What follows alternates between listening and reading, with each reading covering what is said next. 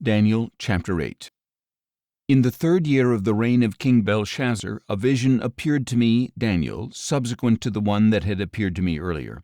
And in the vision I saw myself in the citadel of Susa in the province of Elam. I saw in the vision that I was beside the Ulai canal. Then I lifted up my eyes and saw a ram with 2 horns standing beside the canal.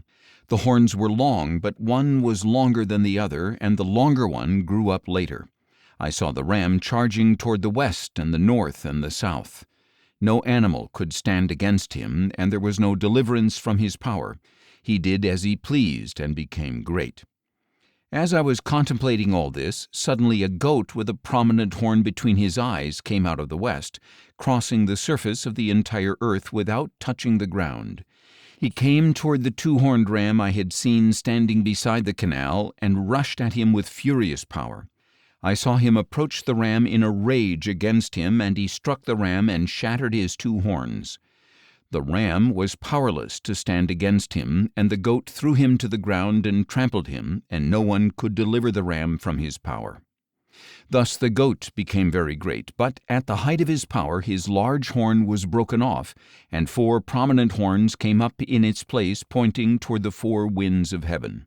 From one of these horns a little horn emerged and grew extensively toward the south and the east and toward the beautiful land. It grew as high as the host of heaven, and it cast down some of the host and some of the stars to the earth and trampled them. It magnified itself even to the prince of the host.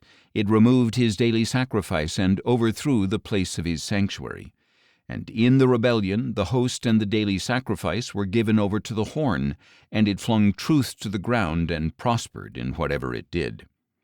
Then I heard a Holy One speaking, and another Holy One said to him, "How long until the fulfillment of the vision of the daily sacrifice, the rebellion that causes desolation, and the surrender of the sanctuary and of the host to be trampled?"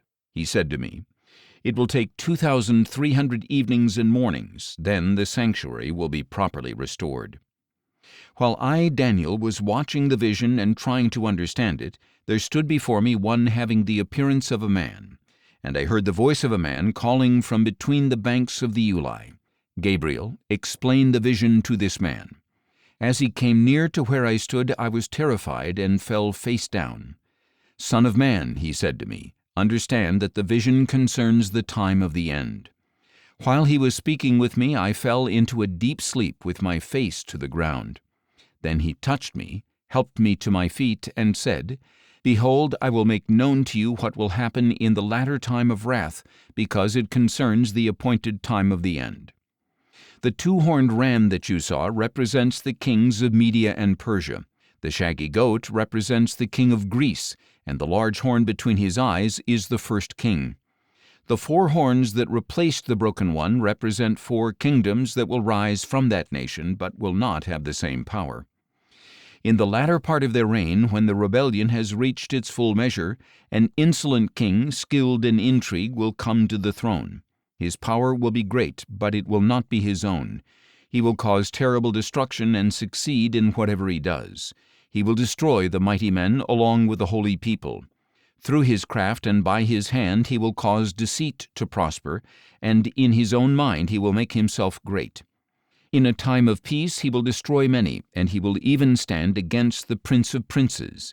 Yet he will be broken off, but not by human hands. The vision of the evenings and the mornings that has been spoken is true. Now you must seal up the vision, for it concerns the distant future. I, Daniel, was exhausted and lay ill for days. Then I got up and went about the king's business. I was confounded by the vision. It was beyond understanding.